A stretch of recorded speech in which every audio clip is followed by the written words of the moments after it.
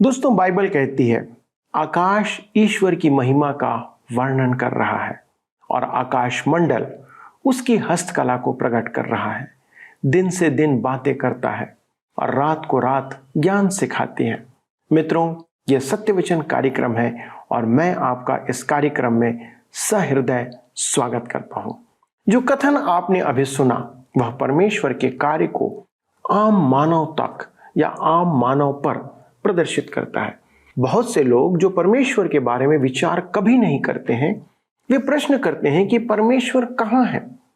दोस्तों, हम पापी हैं और परमेश्वर पवित्र है, इसलिए हम उसको देख नहीं सकते, लेकिन उसके कार्यों को हम अपनी आंखों से निश्चित देख सकते हैं। हम उसकी सृष्टि को देखकर उसके अद्भुत कार्यों को समझ सकते हैं कि वह हमारे बीच में है। उसने संपूर्ण जगत को बनाया है। वह चाहता है कि हम उस बनाने वाले परमेश्वर की उपासना करें, उसको जाने, ना कि उसके द्वारा बनाई गई वस्तुओं की हम आराधना करें। लेकिन कई बार हम परमेश्वर की सृष्टि को ईश्वर समझकर हमारे समान बनी चीजों की उपासना करने लगते हैं। दोस्तों, परमेश्वर चाहता है कि हम उसको ढूंढें ताकि वह हम पर अपनी सामर्थ प्रकट करे। आइए आज के अध्ययन से उसे खोजें और जानें कि वह कैसा परमेश्वर है और जो आपको आशीष देना चाहता है। मित्रों, आइए आज हम अपने अध्ययन में आगे बढ़ें और भजन संहिता 18 उसके 5 और 6 को पढ़ें। लिखा है, पाताल की रस्सियां मेरे चारों ओर थी और मृत्यु के फंदे मुझ पर आए थे। अपने संकट में मैंने यहोवा परमेश्वर को पुकारा। मैंने अपने परमेश्वर की दुहाई दी और उसने अपने मंदिर में से मेरी बातें सुनी और मेरी दुहाई उसके पास पहुंचकर उसके कानों में पड़ी। मित्रों, वह फिर कहता है अपने परमेश्वर। और क्या हुआ? परमेश्वर ने उत्तर दिया। कब्र से फिर जी उठने पर क्या हुआ? अगले पद हमें बताएंगे। अब सर्वनाम तृतीय पुरुष में बदल जाता है जो प्रभु यीशु के लिए है। भजन 18 के 7 में लिखा है, तब पृथ्वी हिल गई और कांप उठी और पहाड़ों की नींव कंपित होकर हिल गई, क्योंकि वह अति क्रोधित हुआ था। पापियों ने उसके पुत्र के साथ जो किया उसके कारण वह उनसे क्रोधित है। सुसमाचार में लिखा है कि जब कब्र पर से पत्थर हट गया उस समय भूकंप आया था। स्वर्ग में और क्या हुआ? वह निम्न पदों से मेल खाता है जिसे हम नहीं जानते।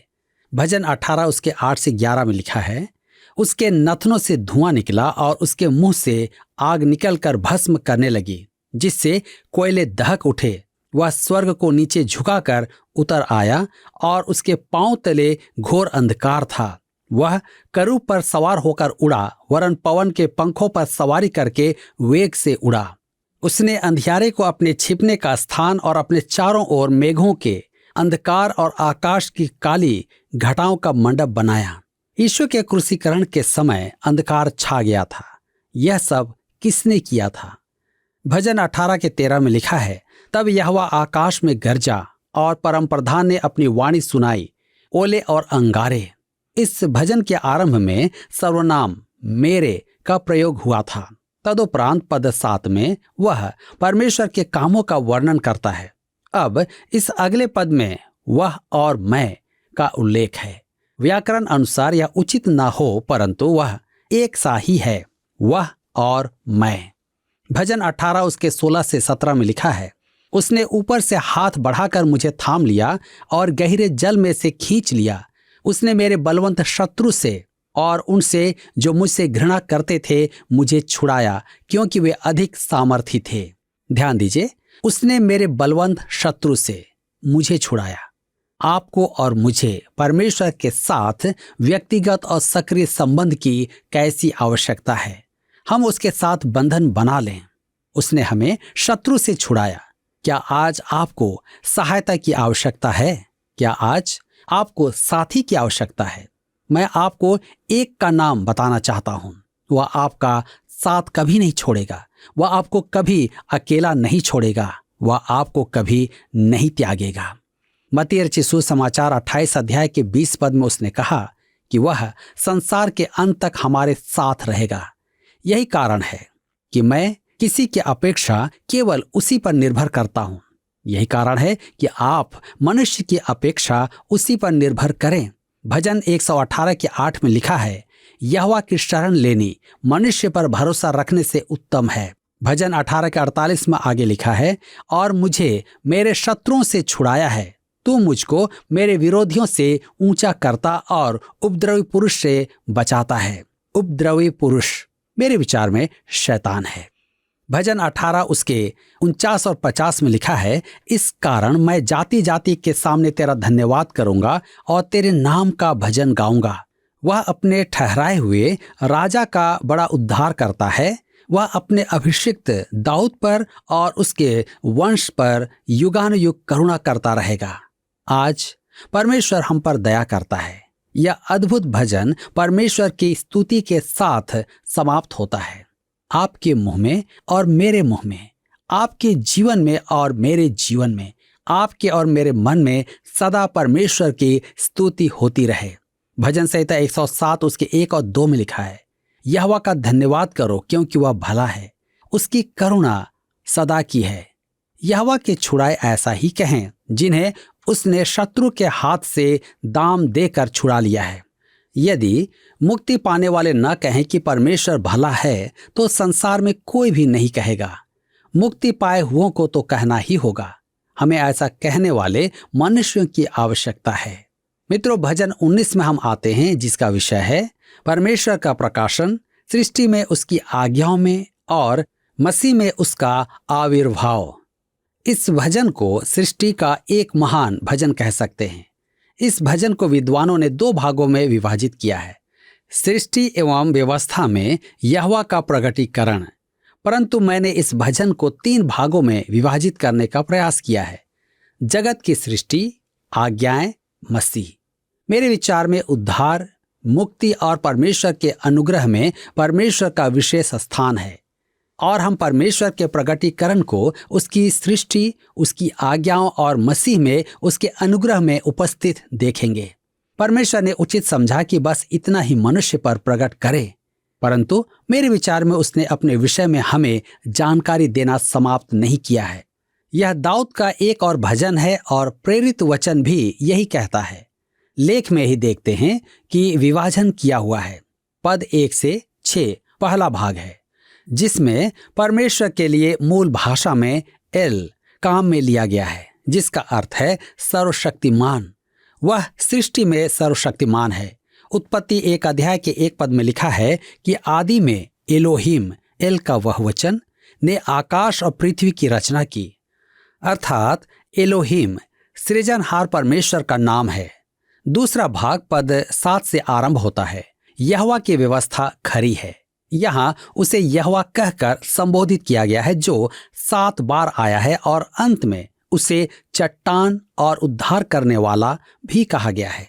साधारण समझ के विद्वान नामों में अंतर की व्याख्या को यह कहकर टाल देते हैं कि यह भजन 2 व्यक्तियों द्वारा लिखा गया है। यदि यही साधारण समझ पंचग्रंथ के अध्ययन में काम में ली जाए तो बहुत कुछ विद्वान कहते हैं कि पंचग्रंथ के 2 लेखक हैं, एलोहिम शब्द काम में लेने वाले और यहोवा शब्द काम में लेने वाले। यहाँ एक ही लेखक ने परमेश्वर के लिए 2 नामों के उपयोग द्वारा लिखा है। भजन बाइबल के अनेक भागों पर प्रकाश डालते हैं। मुझे पूरा विश्वास है कि वे आपके हृदय और जीवन को भी आशीषित करते हैं। तो आइए देखें, सृष्टि में परमेश्वर, यह प्रातःकालीन भजन है और प्रथम 6 पदों में सृष्टि से संबंधित चर्चा करता है। भजन 8 भी सृष्टि संबंधित भजन था, जिसमें हमने चांद और सितारों के बारे में सुना था, परंतु वह रात का भजन था। भजन 19 को दिन का भजन कहते हैं क्योंकि इसमें सूर्य की चर्चा की गई है। तो आइए पढ़ें भजन 19 1 से 6। आकाश परमेश्वर की महिमा का वर्णन कर रहा है और आकाश मंडल उसकी हस्तकला को प्रकट कर रहा है। दिन से दिन बातें करता है और रात को रात ज्ञान सिखाती है। न तो कोई बोली है और न कोई भाषा जहां उनका शब्द सुनाई नहीं देता है। उनका स्वर सारी पृथ्वी पर गूंज गया है और उनके वचन जगत की छोर तक पहुंच गए हैं। उनमें उसने सूर्य के लिए एक मंडप खड़ा किया है, जो दूल्हे के समान अपने महल से निकलता है। वह शूरवीर के समान अपनी दौड़ दौड़ने में हर्षित होता है। वह आकाश के एक सिरे से निकलता है और वह उसके दूसरे सिरे तक चक्कर मारता है और उसकी गर्मी सबको पहुंचती है।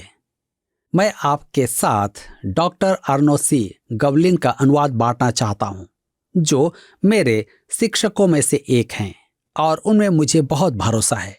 वे इब्रानी और जर्मनी के महान विद्वानों से परिचित थे, जिन्होंने भजन संहिता की पुस्तक का गहन अध्ययन किया था। उनका अनुवाद है, आकाश परमेश्वर की महिमा व्यक्त करता है और अंतरिक्ष उसकी हस्तकला की घोषणा करता है। दिन प्रतिदिन चर्चा होती है और प्रति दिन रात ज्ञान का प्रकाशन होता है।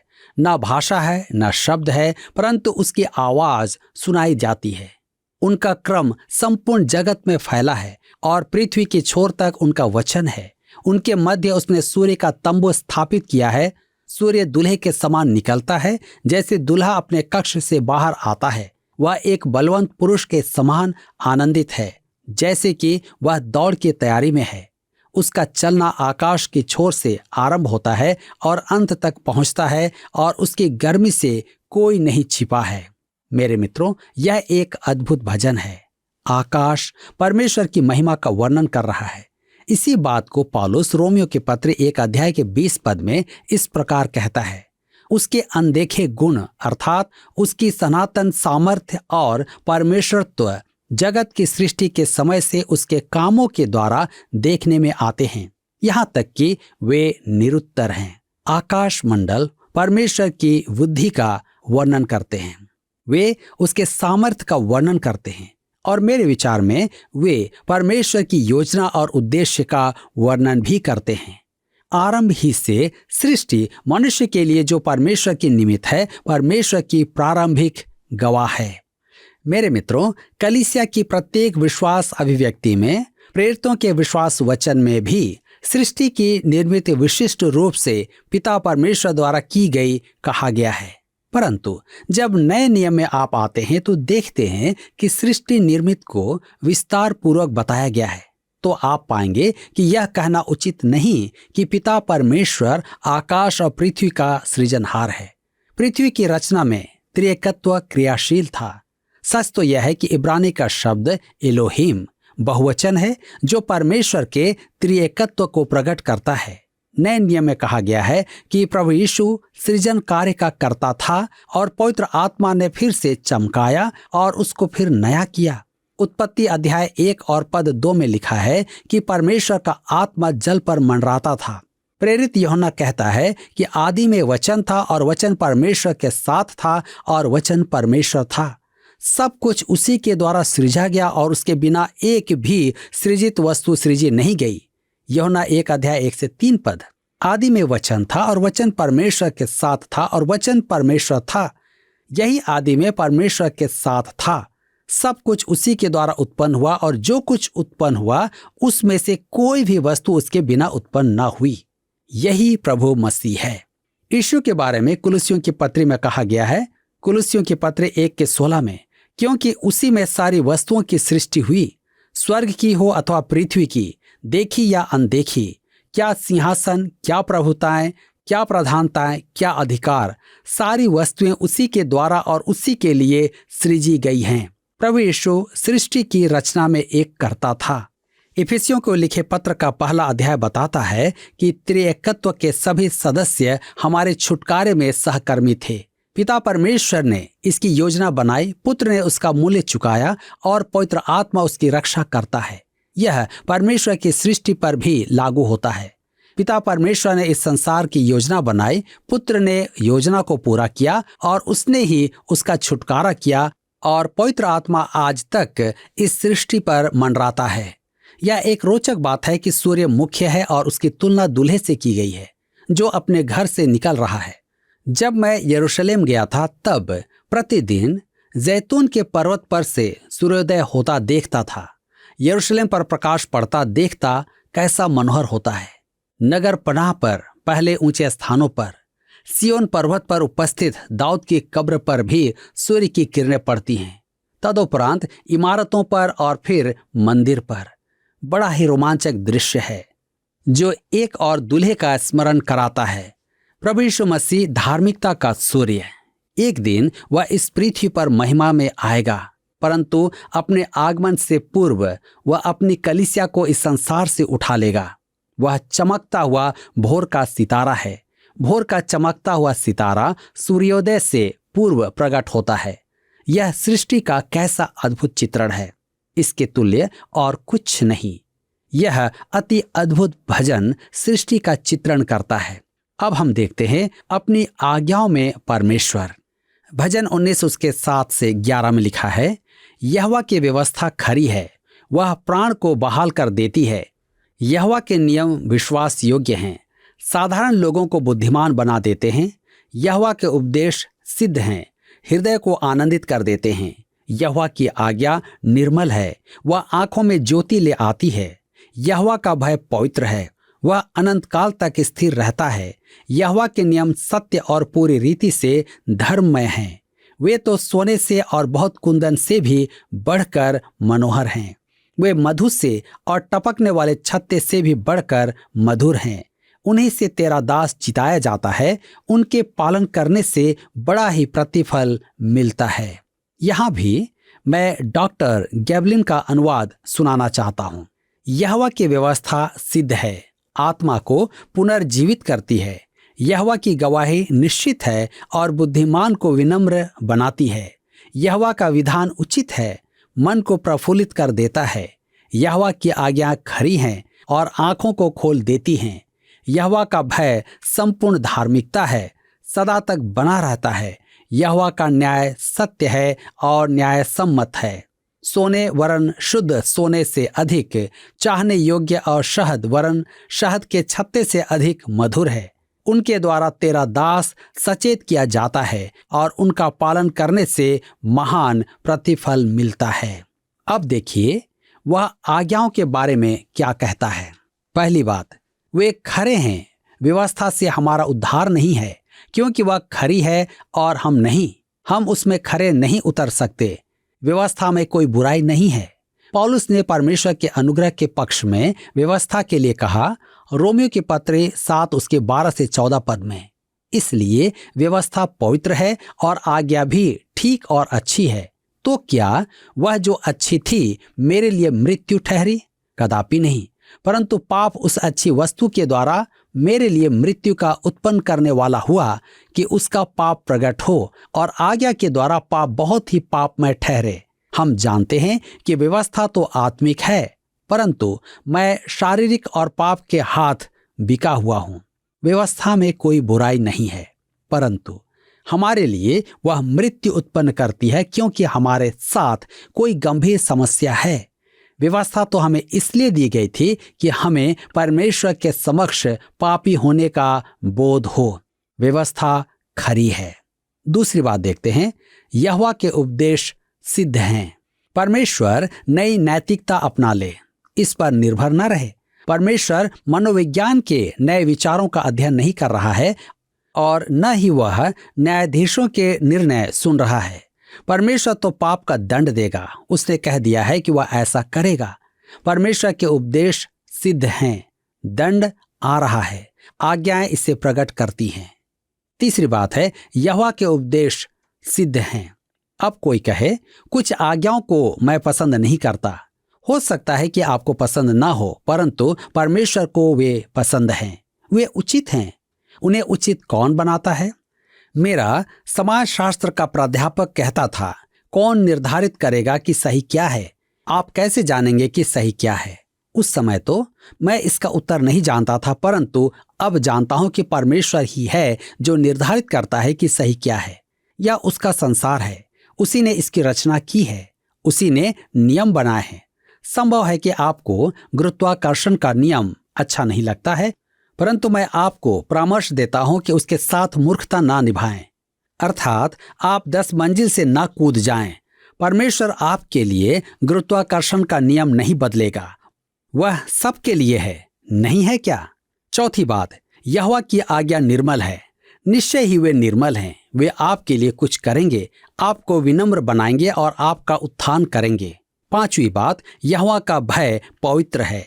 मुझे बताया गया है कि भय का यहाँ अर्थ है श्रद्धापूर्ण विश्वास। मेरी समझ में तो इसका अर्थ कुछ अधिक है। इसका अर्थ है भय। मेरे मित्रों, हम परमेश्वर का भय मानकर उचित ही करते हैं। मैं अपने पिता से प्रेम करता था, परंतु निश्चय ही उनसे डरता था। वह मुझे सही मार्ग पर रखते थे और अंत में मुझे समझ में आ गया कि इसी कारण से मैं जेल नहीं गया। मैं जानता था कि यदि मैंने कुछ भी गलत किया तो परेशानी में पड़ जाऊंगा। परमेश्वर का भय पवित्र है। परमेश्वर का भय निर्मल है। परमेश्वर का भय आपको शुद्ध करेगा, आपका शोधन है। मेरे पिता के भय ने मुझे एक अधिक अच्छा बालक बनाया, परंतु मैं उनसे प्रेम करता था। छठवीं बात है, यहोवा के नियम सत्य हैं। आप जानना चाहते हैं कि सत्य क्या है? पिलातुस जानना चाहता था, अतः उसने प्रभु यीशु से पूछा यूहन्ना 18:38 में, सत्य क्या है? जबकि सत्य प्रभु यीशु के रूप में उसके सामने ही खड़ा था। यहोवा के नियम धर्ममय हैं, वे उचित हैं। परमेश्वर जो भी करता है वह उचित है।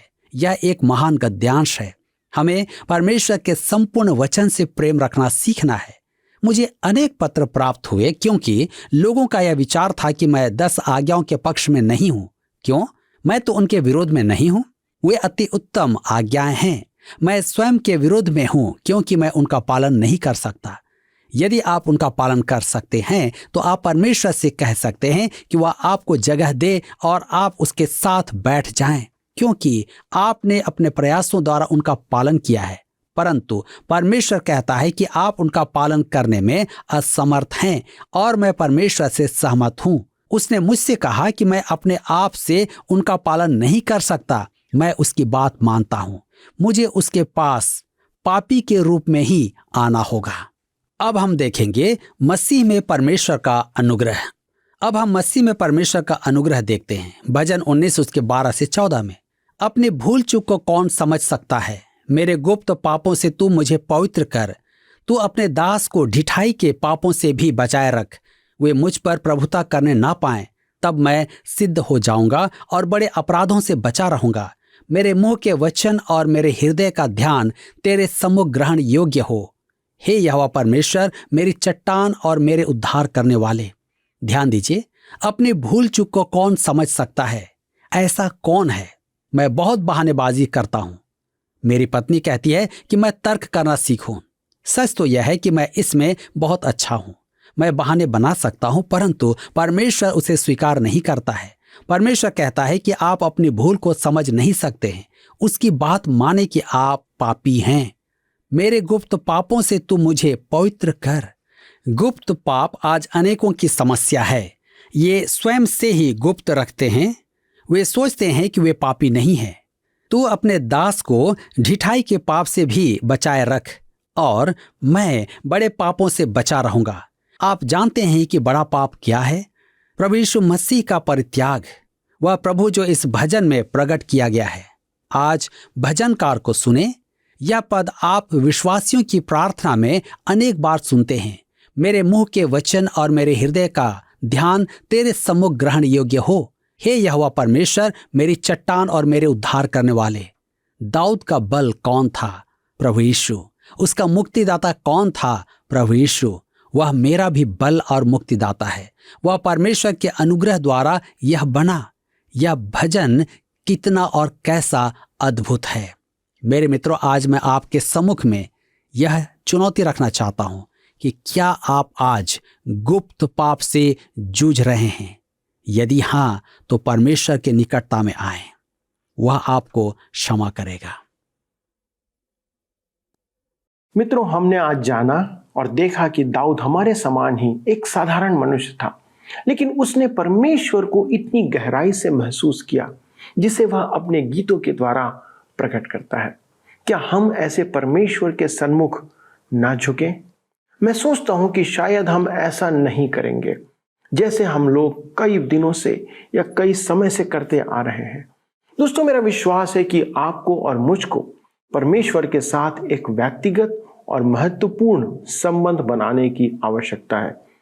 क्या आप उसके साथ इस सहभागिता को बनाना चाहते हैं? जिस प्रकार भजन संहिता 118 अध्याय उसके 8वें पद में लिखा हुआ है, यहोवा की शरण लेनी मनुष्यों पर भरोसा रखने से उत्तम है। आइए दाऊद के साथ हम भी कहें और अपने आप को नम्र बनाएं। दोस्तों, अपनी भूल चूक को कौन समझ सकता है? मेरे गुप्त पापों से तू मुझे पवित्र कर। तू अपने दास को ढिठाई के पाप से बचाए रख, वह मुझ पर प्रभुता करने ना पाए। तब मैं सिद्ध हो जाऊंगा और बड़े अपराधों से बचा रहूंगा। मेरे मुंह के वचन और मेरे हृदय का ध्यान तेरे सन्मुख ग्रहण योग्य हो। हे यहोवा परमेश्वर, मेरी चट्टान और मेरे उद्धार करने वाले। दोस्तों, ये दाऊद अपने वचनों में परमेश्वर के प्रति कहता है। मित्रों, यदि आप भी सच्चे मन से उसके सन्मुख इसी रीति से आएंगे तो वह आपको अवश्य ग्रहण करेगा और अपनी आशीषों से आपको परिपूर्ण करेगा। परमेश्वर आप सबों के संग बना रहे। आइए प्रार्थना करें। स्वर्गीय पिता परमेश्वर, आपके वचनों के लिए धन्यवाद देते हैं जो आपने हमें दिया है। और पिता, ये आपके वचन हमें इस बात की शिक्षा देते हैं, सिखाते हैं कि हम कभी भी आपके निकट आ सकते हैं। प्रभु, हम अपने जीवन में बहुत सी बार आपसे दूर चले जाते हैं, और यदि हमने प्रभु आपके मार्ग को छोड़ दिया है, यदि अपने जीवन को अपने अनुसार हम चलाते रहे हैं और आपसे बहुत दूर निकल गए हैं, तो पिता, आज हमारी प्रार्थना है हमारे सारे दर्शकों के लिए कि प्रभु आप उन्हें आज लौट आने की सामर्थ्य दें। प्रभु, जैसे उड़ाऊ पुत्र अपने आपे में जब आया तो वो आपके पास आता है, अपने पिता की ओर जाता है। अनुग्रह करें प्रभु कि हमारे सारे दर्शकों में से जितने लोग आपसे दूर निकल गए हैं, आज आपके प्रेम को पहचाने, आपकी आवाज को सुने और आपके निकटता में आने के लिए मुड़ने पाए। क्योंकि प्रभु, उन्होंने अपने जीवन को बर्बाद कर दिया है। कितने हैं जिन्होंने अपने जीवन को दुष्टता में बर्बाद कर दिया है। प्रभु, आज यदि वे लौटना चाहते हैं, उनकी सहायता करें कि प्रभु आप उन्हें ग्रहण करें, पापों को क्षमा करें, नए वस्त्र दें, उनका अधिकार उन्हें देकर अपनी संतान बनाएं। महिमा और आदर पिता आपको देते हुए विनती प्रभु यीशु क्रिस्ट के नाम से मांगते हैं, आमीन। दोस्तों, आज के अध्ययन के संदर्भ में यदि आपके पास कोई प्रश्न है तो कृपया हमें लिख भेजें, और यदि आपको आज का कार्यक्रम पसंद आया तो एक मिस कॉल के द्वारा हमें सूचित करें। अगले प्रसारण में हम आपके साथ फिर हाजिर होंगे और इस अध्ययन को आगे बढ़ाएंगे। तब तक परमेश्वर के अनुग्रह में बने रहें। पिछले प्रश्न का उत्तर है ए, पतरस। पिंतेकुस्त के दिन पतरस ने कहा, इसी यीशु को परमेश्वर ने जिलाया जिसके हम सब गवाह हैं। आज का प्रश्न है, यहोवा की शरण लेनी किस पर भरोसा रखने से उत्तम है? ए, संसार, बी, सामर्थ, सी, मनुष्य, डी, अपने आप। मित्रों, इस प्रश्न का उत्तर हमें कल सुबह 6 बजे से पहले विकल्प ए, बी, सी या डी के साथ अपना नाम, पता, स्थान के साथ 9651433397 पर SMS या WhatsApp करें। सभी विजेताओं को विशेष पुरस्कार प्रदान किए जाएंगे। धन्यवाद। क्या आपको यह कार्यक्रम पसंद आया? अभी हमें एक मिस कॉल करें और आप अगले विजेता हो सकते हैं।